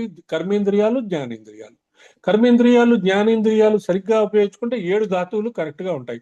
శరీరానికి కరెక్ట్ గా మనం ఇవ్వాల్సిన ఆహారం ఇవ్వాలి, శరీరానికి ఇవ్వాల్సిన శ్రమ ఇవ్వాలి, దానికి కరెక్ట్ గా ఇస్తే కరెక్ట్ గా ధాతువులు తయారవుతాయి. ఇది శరీర నిర్మాణ శాస్త్రం. మరి ఓజస్సు రావాలంటే శరీరం బాగా ఉండి, ఆహారం బాగా తీసుకొని శరీరం హాయిగా ఉంటే మనం తపస్సు చేసుకోవచ్చు, జపం చేసుకోవచ్చు, ధ్యానం చేసుకోవచ్చు. ధ్యానం కూర్చోగానే నాకు తలనొప్పి వస్తుందండి అంటారు చాలా మంది. చేయకు, అసలు నువ్వు ధ్యానం చేయకు, హాయిగా రిలాక్స్ గా పడుకో. కొన్ని రోజులకి అదే తగ్గుతుంది, ఆ తర్వాత నువ్వు ధ్యానం చేసుకోవచ్చు. ఏమి కొంపలేం మునగవు. ఓజస్సు పెరగాలంటే తపస్సు, జ్ఞానము, జపము, యజ్ఞము చేసుకోవాలి. యజ్ఞము అంటే దీపయజ్ఞం చేసుకోండి, హవనం చేసుకోండి, ఇతరులకు సేవ చేయండి, మీకు ఉన్న సంపదని గోసేవ చేయండి, అది కూడా యజ్ఞమే. సో ద్యుతిధర అనగానే మనకి దేవి యొక్క స్వరూపము ఓజస్సు. మనలో ఏదైతే సప్త ధాతువులు దాటి ఓజస్సు తయారు చేసుకొని, ఈ ఓజస్సు సహస్సుతో మన శరీరాన్ని నిర్మించబడిందో, ఆ ఓజస్సు అమ్మవారి యొక్క ఆశీర్వాదం వల్ల మనం మనం జపము, తపముతో పెంచుకోవడానికి ప్రయత్నం చేస్తున్నాము. ఆ యజ్ఞము ద్వారా ఆ ఓజస్సు ద్యుతిధర, ద్యుతి అంటే ప్రకాశము, ఆ ఓజస్సు మనకి ప్రకాశం ఇస్తుంది. ఆ ప్రకాశం వల్లనే మనం ఎక్కడికైనా వెళ్ళినప్పుడు ఇతరులకి హాయి ఇస్తుంది. అది అర్థం చేసుకోండి. తర్వాత యజ్ఞ రూప, మనందరికీ ఇష్టమైన అత్యద్భుతమైన నామము. ఎందుకంటే మనం యజ్ఞం అనగానే మనకు అసలు చాలా హుషారు వచ్చేస్తుంది. గాయత్రి యజ్ఞమా అండి, దీప యజ్ఞమా అండి, హవనమా అండి, హవనకుండి అండి. ఎందుకంటే మనకి గురువులు శ్రీరామ శర్మ ఆచార్య మాస్టర్ మన బుర్రలోకి యజ్ఞము గాయత్రి మంత్రము అలా పెట్టేశారు. ఇంక దానికి అది అసలు మనం ఎంత పుణ్యము చేసుకుంటున్నామో మనకి అర్థం కావట్లే. ఎన్ని జన్మలు మనం కష్టపడ్డామో, ఎన్ని జన్మలు కష్టపడితే మనకి మన జీవితంలోకి గాయత్రి మంత్రం, గాయత్రి యజ్ఞం వచ్చిందో మనం ఆలోచించుకుంటే మన శరీరంలో ఆ రోమాలు నిక్కబడుచుకుంటాయి. ఏదో ఒక రోజు వస్తుంది. ఇప్పుడైతే మనకి తెలియట్లే. మనం మాటి మాటికి గుర్తు చేసుకుంటున్నాం. గురువులు చెప్పారు కాబట్టి గుర్తు చేసుకుంటాం, కష్టపడి ఉంటాం. ఒక రోజు వస్తుంది, మనకి అనుభూతి తెలుస్తుంది. ఇన్ని జన్మలు మనం కష్టపడ్డామని చెప్పి ఎవరో ఒకళ్ళు చెప్పడమో, లేకపోతే మనలో ఇంట్యూషన్ మనకి చెప్తుంది. ఆ రోజు మనకి వచ్చే ఆనందము అత్యద్భుతమైన ఆనందము. ఆ రోజు తొందరగా రావాలని మనందరం కోరుకున్నాము. దానికోసము యజ్ఞ రూప అనే నామాన్ని మనం తెలుసుకుంటున్నాము. యజ్ఞమే తన రూపంగా కలది. యజ్ఞోవై విష్ణువు. సృష్టి అంతా యజ్ఞమే. యజ్ఞం అంటే త్యాగపూర్వక కర్మ. త్యాగము అంటే విడుచుట. నమమా నాది కాదు అని ఏ పని చేస్తామో దానికి యజ్ఞం అని పేరు. ఏం చేస్తాము? ఓం భూర్భువస్స తత్సవితుర్వరేణ్యం భర్గో దేవస్య ధీమహి ధియో యో నః ప్రచోదయాత్ స్వాహ అనేసి అగ్నిదేవుడికి ఆహుతి వేస్తాం. అగ్నిదేవుడు అది తీసేసుకుంటాడు. ఆయన రిలాక్స్ అయిపోతాడు.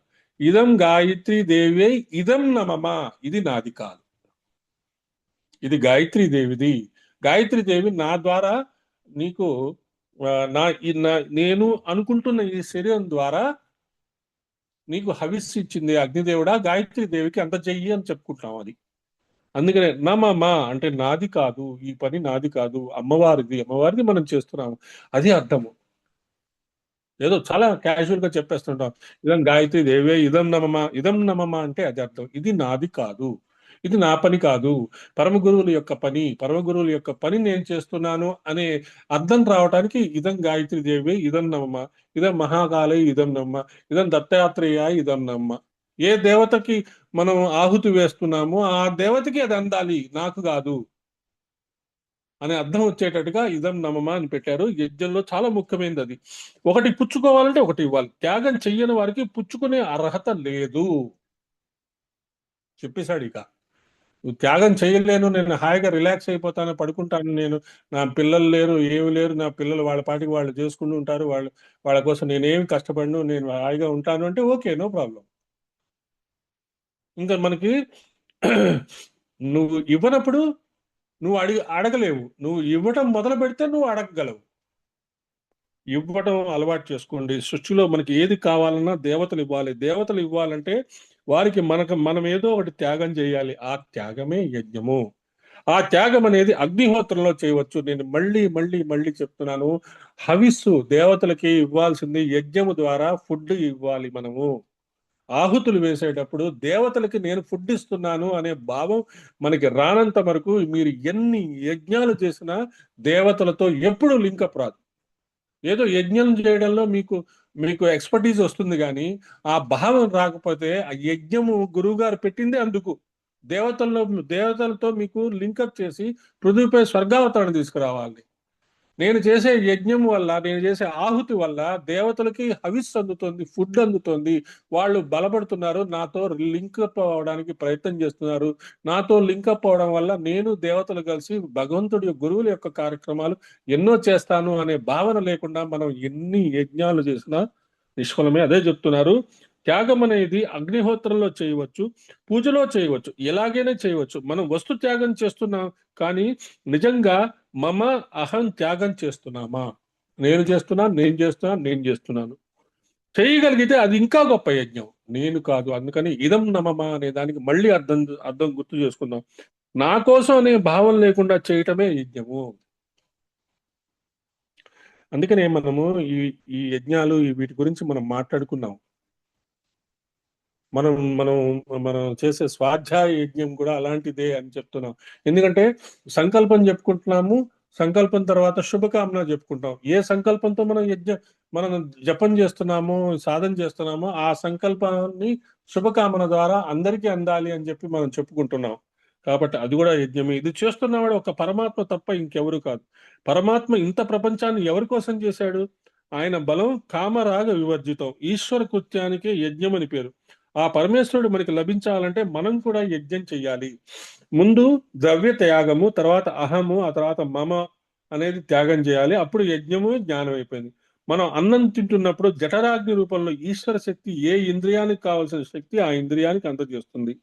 అదే విధంగా మనం చేసిన అగ్నిహోత్రంలో ద్రవ్యాన్ని అగ్నిహోత్రుడు ఏ దేవతకి ఎలా ఇవ్వాలో అలా ఇస్తున్నాడు. ఇలా ఇవ్వడం వల్ల ఆ దేవతలందరూ సంతోషించి మనకి వృష్టిని ఇస్తున్నారు. ఇక్కడ ఒకటి ఇవ్వగానే అది మరొక విధంగా మారి మళ్ళీ రావటం ఆదాన ప్రధాన వ్యవస్థ. సైక్లికల్ అంటాం కదా, అది దాన్ని ఆదాన ప్రధాన వ్యవస్థ. ప్రపంచం అంతా యజ్ఞమే జరుగుతుంది. ఎండకి సరస్సులు ఎండి క్లౌడ్స్ గా తయారవుతాయి. మళ్ళీ ఆ క్లౌడ్స్ వర్షాన్ని కురుస్తాయి. ఇది ఒక సైకిల్. ఇది కూడా యజ్ఞమే. ఇది ప్రకృతి చేసే నిత్యము యజ్ఞం. పొద్దున్నే సూర్యరశ్మికి పువ్వులు వికసిస్తాయి, సాయంత్రం వాడిపోతాయి. మళ్ళీ కొత్త పువ్వు వస్తుంది, కొత్త మొగ్గలు వస్తాయి, వికసిస్తాయి, వాడిపోతాయి. ఇది కూడా ఒక యజ్ఞమే. ఈ ప్రపంచంలో ఆదానం ప్రదానం చూస్తే సూర్యుడు అనే అగ్నిలోకి భూమిలోని నీరంతా ఆహుతైపోతుంది. సూర్యుడు ఉప్పు నీటిని కూడా తీసుకొని మనకి మంచినీటి ఇస్తున్నాడు. ఫలమపిచ వాంఛ మమ సమధికం అని శంకరులు సౌందర్య లహరిలో చెప్పినట్లుగా తీసుకున్నది గోరంత అయితే ఇచ్చేది కొండంత. సూర్యుడు నీటిని లాక్కుంటూ ముందు భూమికి వేడిని ఇస్తున్నాడు. ఆ వేడిని తీసుకొని భూమి అగ్నిగర్భగా మారిపోతుంది. మళ్ళీ ఆయన వర్షం కురిపించగానే భూమిలో పడిన బీజాలకి ఆ నీరు తోడై ఆ భూగర్భంలో దాగి ఉన్న వేడికి మళ్ళీ అవన్నీ ఆహారంగా మారుతున్నాయి. ఆ ఆహారాన్నే ప్రతి జీవి తింటుంది. మళ్ళీ తిరిగి అదంతా జఠరాగ్నిలోకి వెళ్తుంది. ఈ యజ్ఞమే అమ్మవారి రూపం. వైదిక సాంప్రదాయానుగుణంగా యజ్ఞం ఎక్కడ జరుగుతున్నా వెళ్ళి నమస్కరించుకోవాలి.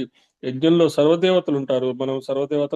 మనం చెప్తున్నాం కదా, అందరి దేవతల్ని, వరుణుడు దేవుడిని ఆవాహన చేస్తాం, గాయత్రి దేవుని ఆవాహన చేస్తాం, గురువులను ఆవాహన చేస్తాం, కలశంలోకి 33 కోట్ల దేవతలు ఆవాహన చేస్తాం, వాళ్ళకి షోడశోపచార పూజ చేస్తాం.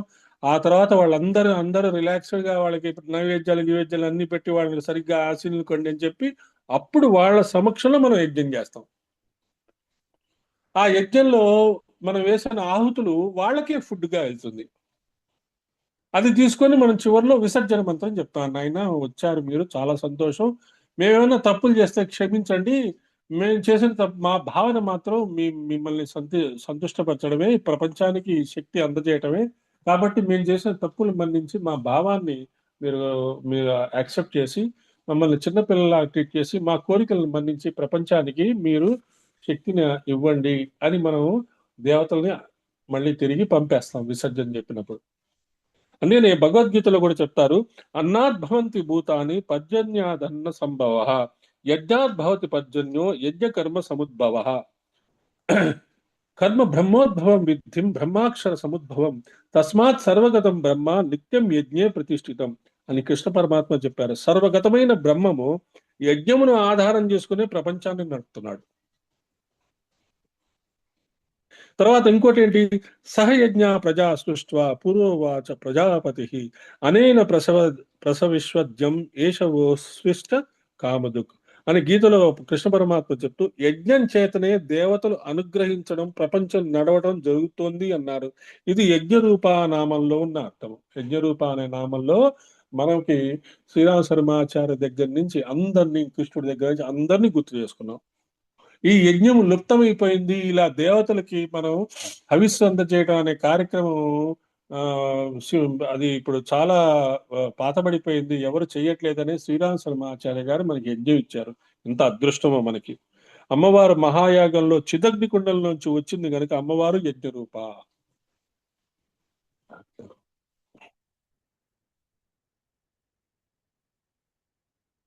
మన ఆత్మయే అమ్మవారు అనుకొని ఇంద్రియాలను నిగ్రహించుకొని మన యొక్క పంచ తన్మాత్ర తత్వాన్ని పంచోపచార పూజగా అమ్మవారికి సమర్పణ చేసుకోగలిగితే అదే గొప్ప యజ్ఞం అని చెప్పారు. ఆ యజ్ఞము అమ్మవారి రూపం. అందుకని ఏం చెప్తారు, ఆ లలితా సహస్రనామం స్టార్టింగ్ లో ఒకసారి గుర్తు చేసుకుందాము.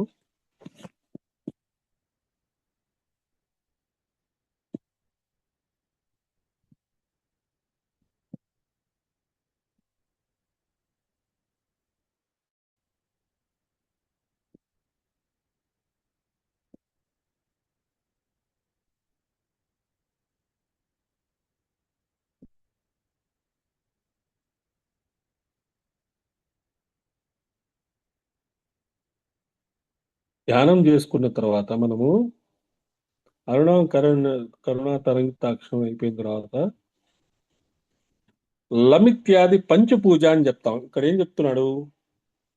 మన ఆత్మయే అమ్మవారు అనుకొని ఇంద్రియాలను నిగ్రహించుకొని మన యొక్క పంచతన్మాత్ర తత్వాన్ని పంచోపచారగా అమ్మవారికి సమర్పణ చేసుకోగలిగితే అదే గొప్ప యజ్ఞం అని చెప్పారు.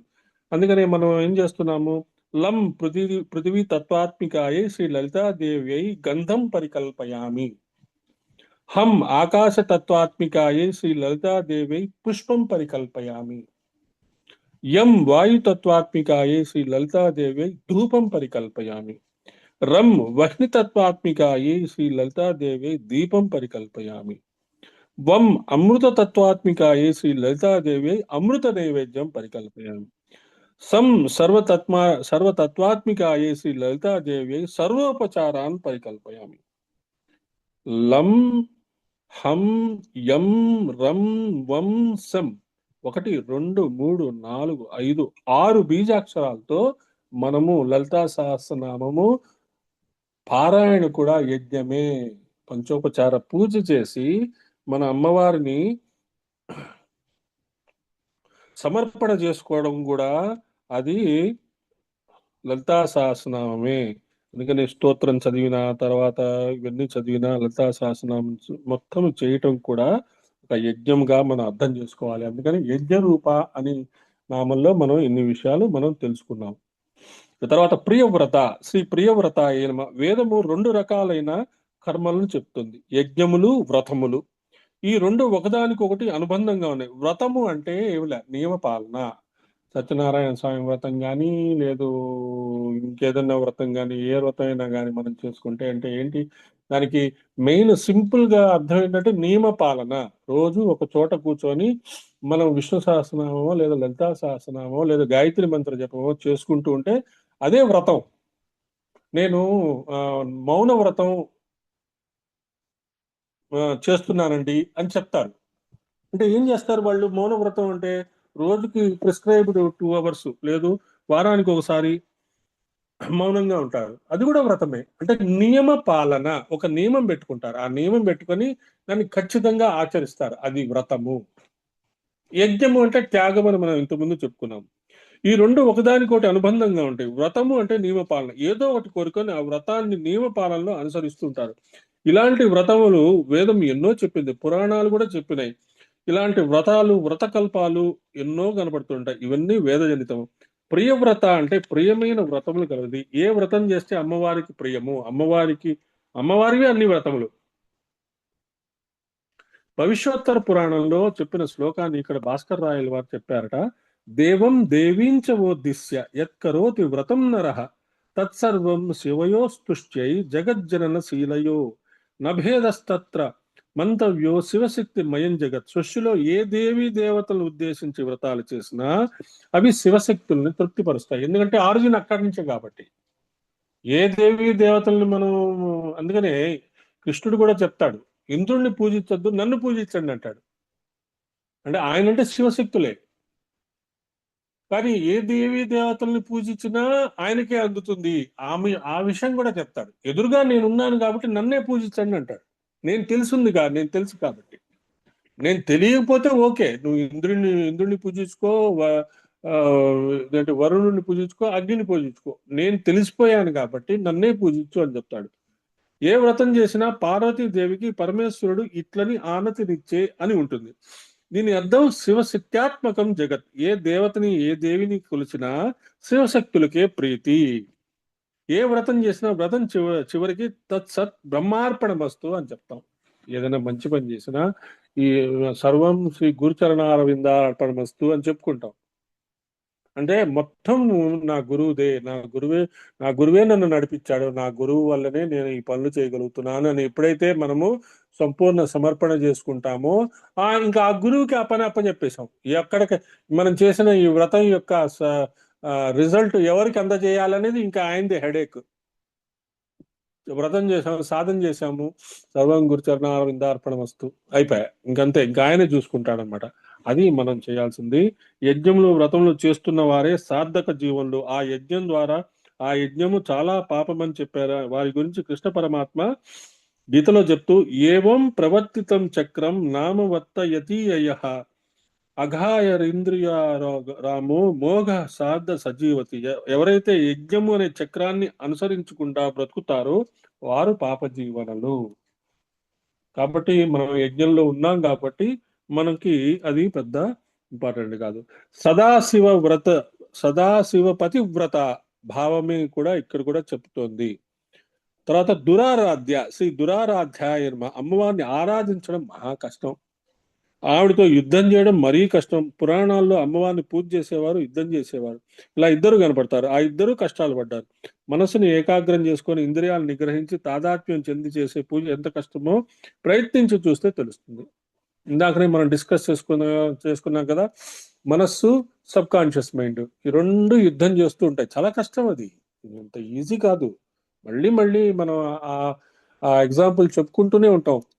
పాశుపతాస్త్రం పొందిన అర్జునుడు మేనకలో స్వర్గలోకంకి వెళ్ళి, మేనకలో మాస్టర్ చెప్పింది, స్వర్గలోకంకి వెళ్ళి మేనకలో తల్లిని చూస్తున్న అర్జునుడు ఎన్నో తపస్సులు చేసి ప్రపంచాన్ని రాజసూయ యజ్ఞంతో ఎంతో మందిని ఓడించిన అర్జునుడు చివరికి యుద్ధం చేయనంటాడు. కృష్ణుడు బతిలాడతాడు. ఆయనకే ఎన్నో రకాలైన 700 శ్లోకాల్లో వాళ్ళిద్దరి మధ్య క్వశ్చన్ అండ్ ఆన్సర్స్ జరిగింది.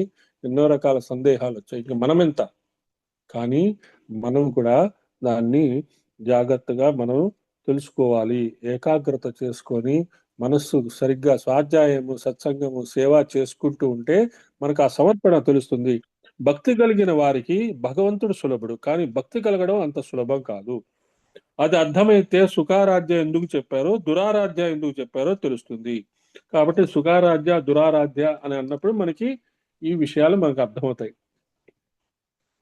తర్వాత దురాదర్శాయమ దర్శయుతం నా శక్యతే. అమ్మవారిని ఎదుర్కొనడం కూడా కష్టం. రాక్షసులు అమ్మవారిని ఎదుర్కొనలేక దెబ్బతిన్నారు. అమ్మవారితో యుద్ధం చేయడానికి కూడా ఏదో పుణ్యం ఉండాలి. ఎన్నో పుణ్యాలు లేకపోతే అమ్మవారి ముందుండి యుద్ధం చేయగలరు. భాస్కర్ రాయల వారు భాష్యం చెప్తూ దర్శనం అంటే స్వాయత్తీకరణం అన్నారు. స్వాయత్తీకరణం అంటే స్వాధీనపరచుకోవటం. అమ్మవారిని లొంగ తీసుకోవడం మహా కష్టం. ఆవిడ భక్తికి మాత్రమే లొంగుతారు. అలా లొంగ తీసుకునే భక్తి దొరకడం మహా కష్టం. అమ్మవారి తత్వాన్ని తెలుసుకోవడం కష్టం. అందుకనే శంకరుల వారు ఏం చెప్తారు, తరళ కరణానాం అసులభ అన్నారు. కరణములు అంటే ఇంద్రియములు, తరళము అంటే చపలత్వము. ఇంద్రియాలు నిగ్రహించుకొని మనస్సుని ఏకాగ్రత పరుచుకోవడానికి పరుచుకొని వారికి అమ్మ ఆరాధన కష్టం. చపల చిత్తులకి దురారాధ్య, దురాదర్శ, నిగ్రహ సిద్ధులకు సుఖారాధ్య. కాబట్టి మనందరం చపల చిత్తులమే, కానీ మనం ఖచ్చితంగా ప్రయత్నం చేస్తున్నాం, సిన్సియర్గా ఎఫర్ట్ పెడుతున్నాం. కాబట్టి మనకి మనం దురారాధ్య దాటేశాం, దురాదర్శ దాటేశాం, నిగ్రహ స్థితిలోకి వచ్చేసాము. కాబట్టి మనకి సుఖారాధ్య అనే నామం బాగా మనకి తగులుతోంది. కాబట్టే మనం ఇంత కష్టపడి నేర్చుకుంటున్నాము. పాటలీ కుసుమ ప్రియ, పాటలీ కుసుమ ప్రియ నమః. బంధూక కుసుమ ప్రియ ఉంది, కదంబ కుసుమ ప్రియ అని ఉంది. ఇప్పుడు పాటలీ కుసుమ ప్రియ ఎందుకు వచ్చింది? పాటలీ కుసుమాలు అమ్మవారికి చాలా ఇష్టము. పాటలి అంటే ఎరుపు వర్ణం, అమ్మవారికి ఎర్రని పూలు అంటే ఇష్టము.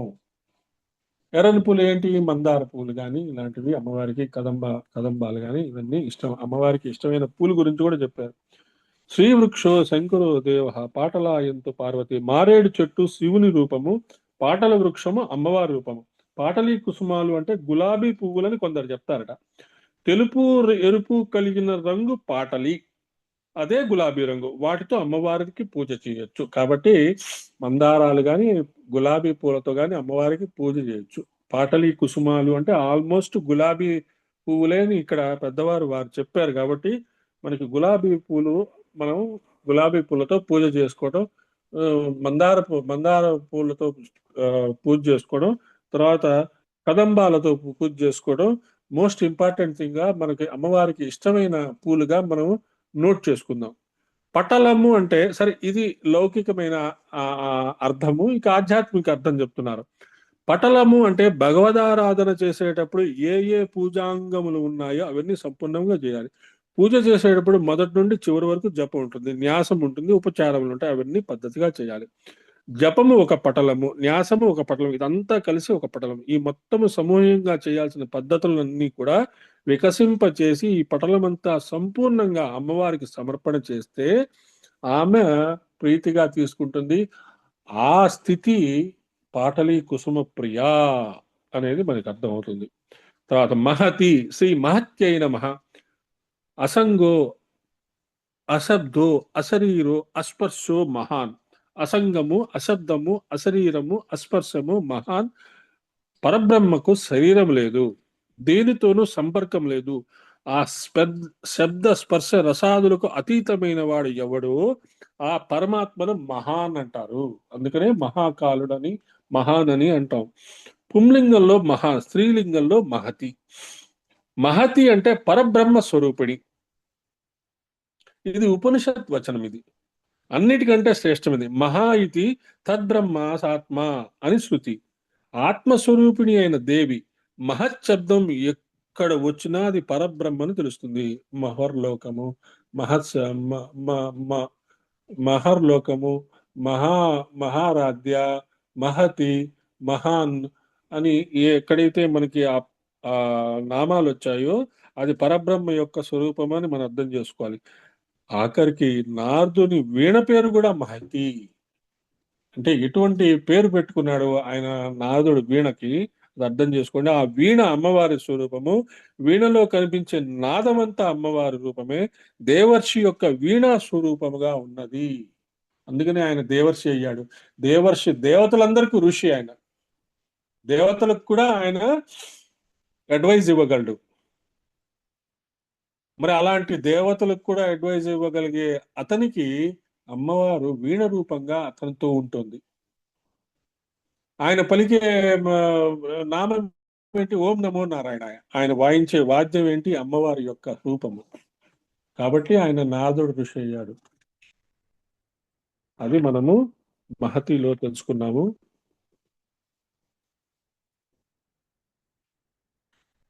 మేరు నిలయ, శ్రీ మేరు నిలయాయ నమః. మేరు నిలయ అనగానే మనకి వెంటనే శ్రీ యంత్రం గుర్తొచ్చేస్తుంది. మేరువు అంటే విశ్వచక్రానికి ఆధారమైనది. మొత్తం విశ్వానికి మొత్తానికి ఒక ఫల్క్రమ్ అనేది ఒకటి ఉంటుంది. భూమికి యాక్సిస్ అనేది ఒకటి ఉంటుంది. వీళ్ళకి మధ్యలో ఒక స్పోక్ ఉంటుంది. ఒక చక్రం తిరగాలంటే మధ్యలో దానికి ఆధారమైనది ఒకటి ఉంటుంది. మన ఎర్త్ ప్లానెట్ కి ఒక యాక్సిస్ ఒకటి ఉంటుంది. దాన్ని పట్టుకొని తిరుగుతుంటుంది. మన గ్లోబ్ చూస్తుంటాం కదా స్కూల్స్ లో, గ్లోబ్ ఆ మధ్యలో ఒక చిన్నటి పుల్లలాగా ఉంటుంది. దాని చుట్టూ ఇది తిరుగుతుంటుంది. దాన్ని తిప్పితే తిరుగుతూ ఉంటుంది. అలాగే విశ్వ మొత్తానికి ఒక యాక్సిస్ ఉంటుంది. దేన్ని పట్టుకొని ఈ విశ్వం అంతా తిరుగుతోందో అది ఆల్మోస్ట్ మనం ధ్రువ నక్షత్రం అని అనుకోవచ్చు. ధ్రువ నక్షత్రం చుట్టూనే సప్త ఋషులు తిరుగుతుంటారు. సప్త ఋషులు, సూర్యుడు, నక్షత్రాలు తిరుగుతుంటాయని మనం అనుకోవచ్చు. చూద్దాం ఇక్కడ ఏం చెప్తున్నారు. అదే ధ్రువ నక్షత్రమే మేరు నిలయము అని అనుకోవచ్చు. మేరువు అంటే విశ్వచక్రానికి ఆధారమైనది. సర్వ జ్యోతిర్మండలాలు ఏ శక్తిని ఆధారం చేసుకొని తిరుగుతున్నాయో అది మేరు. ఆ మేరుపై ఆవిడ ఆసీనురాలై ఉంది. ఆ మేరు చక్రమే శ్రీచక్రం. ఆ శ్రీచక్రం మీదనే శ్రీచక్రం బిందు రూపంలో ఉంటుంది ఆవిడ. మనలో కూడా మేరు చక్రం ఉంది. అదే మనం స్టడీగా కూర్చున్నాము, స్టడీగా నిల్చున్నాము అంటే దానికి కారణం ఏంటి? మన శరీరంలో మేరుదండం. అంటే ఎంత సిమిలారిటీ ఉందో చూసుకోండి. ఈ విశ్వ మొత్తానికి ఒక సెంటర్ ఉంది. దాని మీద అమ్మవారు కూర్చొని ఉంటుంది. అది ఒక సెంటర్ వల్ల విశ్వం అంతా గమనంలో ఉంది. మనలో కూడా దాని సెంటర్ పాయింట్ ఉన్నది. అదే మన మేరుదండం. అందుకనే 33 కోట్ల దేవతలు మన మేరుదండంలో ఉంటారు. 33 ఎముకలు ఉంటాయి. ఎంత అద్భుతమైన శరీర నిర్మాణ శాస్త్రమో ఆలోచిస్తుంటే అసలు మనకి పులకరింత వచ్చేస్తుంది. అసలు ఎంత జాగ్రత్తగా మన శరీరాన్ని తయారు చేశారు. ఈ శరీరాన్ని మనం ఎలా ఉపయోగించుకోవాలి, ఎలా చూసుకోవాలి అనేది మనం తెలుసుకుంటున్న కొద్దీ ఎంతో ఆనందకరమైన విషయాలు మనకు అర్థమవుతాయి. అమ్మవారిని ఆధారం చేసుకుని ప్రపంచం అంతా తెలుస్తుంది. మేరు పర్వత శిఖరం చుట్టూ దేవతలు ప్రదక్షిణ చేస్తారని శాస్త్రం చెప్తుంది. దేవతలు అంటే విశ్వ నిర్వహణ శక్తులు. వీరంతా దేన్ని కేంద్రంగా చేసుకుని పొందుతారో ఆ శక్తే మేరు. ఆ కేంద్ర శక్తి దేని వల్ల పనిచేస్తుందో ఆ తల్లి మేరు నిలయ. మేరువు అంటే అమ్మవారి స్వరూపం చూపిస్తుంది. మధ్యస్థ మేరు లలిత సదైవాస్తే మహాద్యుతి అన్నారు. మేరు మధ్య శిఖరంలో అమ్మవారు ఉన్నారు కనుక మేరు నిలయ. అమ్మవారి నిలయమైన శ్రీమన్నగరం కూడా మేరు పర్వతం మధ్యలో ఉంది. మేరువు అన్నది మేరుదండము, దాని యొక్క శిఖరము సహస్రారము, ఆ సహస్రారం నందు ఉన్నది మేరు నిలయ. కాబట్టి మన మన శరీరంలో ఉండే మన వెన్నెముక యొక్క ఇప్పుడు మేం చెప్తున్నాము మేరు పర్వతం మీద సెంటర్ పైన అమ్మవారు ఉంటారు అని చెప్పుకున్నాం కదా.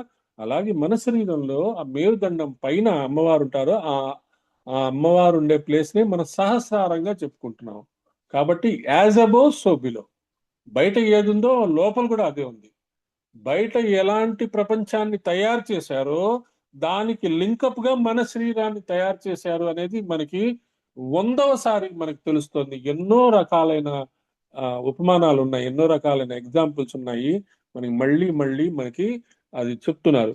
సర్వ యంత్రాలు మేరు నుంచే వచ్చాయి. ఆ మేరువుకి బంగారు కొండ అని పేరు. దానినే కళ్యాణ శైలము అంటారు, మంగళకరమైన శైలము. శైలము అంటే మౌంటైన్.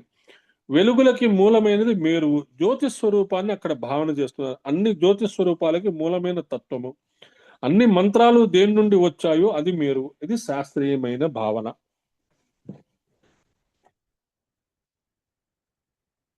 జాగ్రత్తగా పరిశీలిస్తే పంచదశి మంత్రం ఇందులో కనబడుతుంది. నవార్ణ మంత్రాన్ని మేరువు అంటారు. మంత్రశాస్త్రంలో నవార్ణో మేరు రుచితే, మూల మంత్రంలో ఆవిడే ఉంది కనుక మేరు నిలయ. నవార్ణ మంత్రాన్ని మేరు అంటారు. దాని నుండే సర్వ మంత్రాలు వచ్చాయి. నవార్ణ మంత్రం అంటే చెప్పండి ఎవరన్నా. ఓం ఐం హ్రీం క్లీం చాముండాయ వచ్చింది. జాగ్రత్తగా పరిశీలిస్తే పంచదశి మంత్రం కూడా ఉంది అందులో. పంచదశి మంత్రం అంటే కాయయి లహరీం అసకహ లహరీం సకలరి. ఇది వెరీ గుడ్. ఇది ఒక రహస్య మంత్రం. దాని ఉద్దారణ శక్తి యొక్క బీజము భూమి, శివ, చంద్ర, మాయ. ఈ బీజం దేనిని తెలియజేస్తుందో చెప్తారు. మహాత్రిపుర సుందర్య మంత్ర మేరు సమద్భవ అని జ్ఞానార్థం చెప్తుంది. తత్ర వసిన్యాద్యష్టకేన సహభేద భావన భూప్రస్తార మాతృకాక్షరైశ్చేత్ కైలాస ప్రస్తార షోడశాభిర్నిత్యాభిశ్చేత్ మేరు ప్రస్తార. వసిన్యాద్య అష్టకంలో శ్రీచక్రానికి ఐక్య భావన చేస్తే భూ ప్రస్తారం, మాతృకా వర్ణాలకు శ్రీచక్రానికి ఐక్య భావన చేస్తే కైలాస ప్రస్తారం, షోడశ నిత్యలకు శ్రీచక్రానికి ఐక్య భావన చేస్తే మేరు ప్రస్తావన వస్తుంది. షోడశ నిత్యలు అంటే తెలుసు కదా, 16 తిథులు. మాతృకా వర్ణాలు అంటే శ్రీచక్రానికి ఐక్య భావన చేస్తే కైలాస ప్రస్తారం. వసిన్యాద్య అష్టకంతో శ్రీచక్రానికి ఐక్య భావన చేస్తే భూ ప్రస్తారం. ఇలాంటి మేరువే నివాసంగా కలిగేది మేరు నిలయ అని తంత్రశాస్త్రాల ప్రకారం మన భావన. ఈ మాతృగా వర్ణం గాని, వసిన్యాదష్టకం గాని, ఇవన్నీ ఏంటి? ఆ నుండి క్ష వరకు మనలో అక్షరాలు. మనం ఇంతకు ముందు కూడా చెప్పుకున్నాం, మనలో అన్ని అక్షరాలు ఉంటాయి. వసిన్యాది వాగ్దేవతలు ఏ అక్షరాలతో లలితా సహస్రనామం తయారు చేశారో, ఏ అక్షరాలు శివుడి యొక్క ఢమరుకంలో ఆ శబ్దాల నుంచి అక్షరాలు తయారు చేశారో, ఆ అక్షరాలన్నీ మన శరీరంలోనే కూర్చారు. ఆ దేవతలు కూడా మన శరీరంలోనే ఉన్నాయి. ఏ రోజైతే మన శరీరము ప్రకృతిలో ఉన్న దేవతలు మన శరీరంలో ఉన్నాయని మనకి అర్థమైపోయిందో, ఆ రోజు అన్నీ వికసిస్తాయి. షట్చక్రాలు వికసిస్తాయి, పంచకోశాలు వికసిస్తాయి. అది నిజమైన ఆత్మ సంయోగన ప్రక్రియ. కుడి చేతి మధ్యవేలుని మేరువు అంటారు. అది గ్రహించగలిగితే పంచకోశాంతర స్థిత కూడా అర్థమవుతుంది. లోపల భాగంలో ఉన్న మేరు నిలయ. వేదం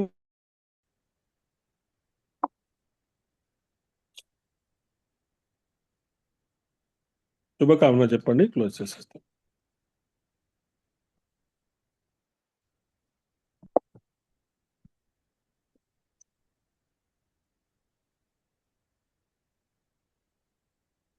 సెషన్ నెంబర్ 59.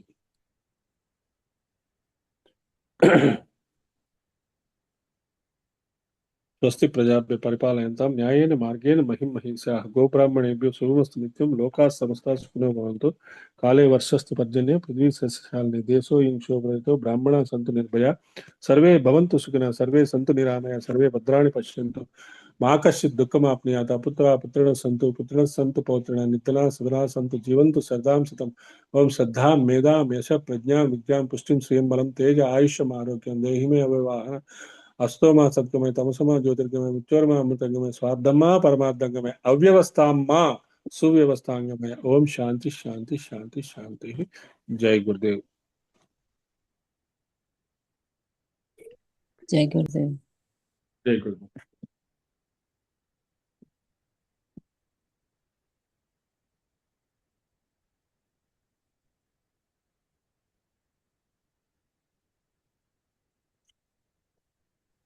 जय गुरुदेव। जय गुरुदेव। किसी ने साथ में ना कर रहा है, किसी ने